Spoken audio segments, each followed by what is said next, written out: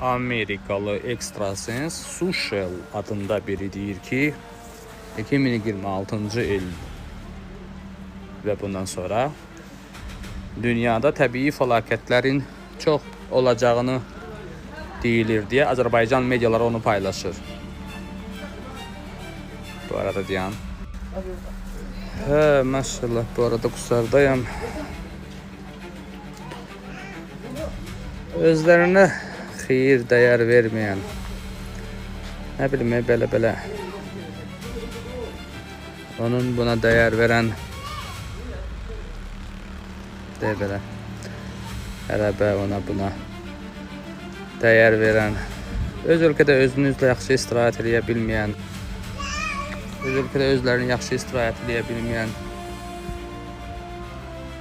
özünün dəyərlərinizdən özünüz keyf çıxarda bilməyən bir yerdə ağıl sahib olan bir çox insanlara təbii ki ona buna həmişə inanar, qulaq asar, dəstək verir. Abala, bu təbii fəlakətlər neçə il deyilməyəm mən bunu deyirəm ki, bunlar olacaq. 2019-cu ildən bu yana təbii fəlakətlər olacaq daha çox. Və keçən illərində də ən çox sellərin ili olacaq dediyi proqnozdan sonra mənə irad tutanlar deyirdinizmi ki, sellər həmişə olur da, Nadim bəy. Mən deyəndə ki, son 50 ilin, 100 ilin selləri olacaq. İndi hər rayonda hər kimsə sellərdən ziyan çəkdikcə təbii ki, çox adamlar onu deyir ki, başa düşürlər ki, bəli, mənim proqnozu eşidənlər, Nadim bunu demişdim, eşitməyən, onun dadını görməyənlər deyib, həmişə sellər olur deyir. Amma selin miqyasından danışıram. Neysə, Amerikalı ekstrasens təbii fəlakətlər çox olacağını indi deyir. Çünki zamana baxır. Çünki Venezuela'da, Meksikada, Yaponiyada ardıcıl bu aralar zəlzələlər oldu. Amma bunlar olana qədər dünyanın hər yerində ardıcıl zəlzələlərin olacağı və sonra da gəlib bütün dünyanın hər yerində zəlzələlər adi halına gələcək deyən mənəm və hələ ki bu təzə başlanıb və daha çox olacaq. Bunun içində sellər, küləklər, yanğınlar, hər şey var da təbii fəlakətlə aid olan. Amma Amerikalı ekstrasens 2028-ci ilin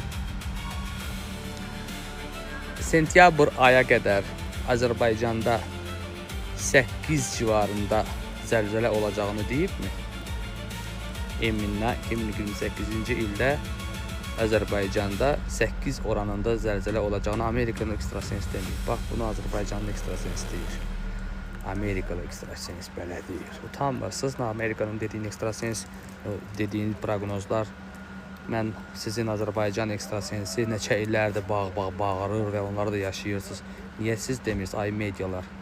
Yaltaqlıq bizim sanki qanımıza oturublar. Çox üzr istəyirəm. Çoxlarına aiddir, hamıya da yox. Götürüb o baş verən şeyləri filan Amerikan ekstrasens deyib deyəcək. Tarixlərə bax. Amerika da axı böyükdür. Böyük şeylərə belə hamarlayan şeylərə yaltaqlanan, sabun tutan çox olur. Lazım deyil böyük yerlərdən tutmaq. Küçük olsun, dəyərli olsun. İllərdir bu proqnozları verən mənəm. Hansıca George Morge deyil. Olmasın bu şeylər, ondan olmasından yana da deyiləm. Sadəcə deyirəm ki, Amerikalı ekstrasens yox, Azərbaycanlı ekstrasensin yerini bilən, onların dediyini proqnozları illərlə deyən heç bir ekstrasens dünyada yoxdur.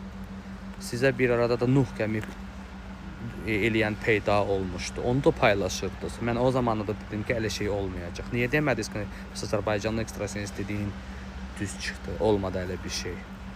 Neysə, aftafa tutmaq, yaltaqlanmaq, sabun əlində tutmaq bu dəqiqə bizim medialarımızın çoxunuzun əsl peşəsidir. Çoxların hamıya aid deyil. Ona görə də nə qədər ki elə insanların əlində media olacaq, o qədər də düzgün deyən, düzgün insanların yeri olmayacaq. Petuxlara yayınlar açacaq, petuxlara baxanlar çox olacaq, fahişəlik baş alıb gedəcək bloger söz altında. Onun bunun qeybətini danışan gic-gic adamların dövrüdür. Onlara da baxanlar hələ onun taylarıdır.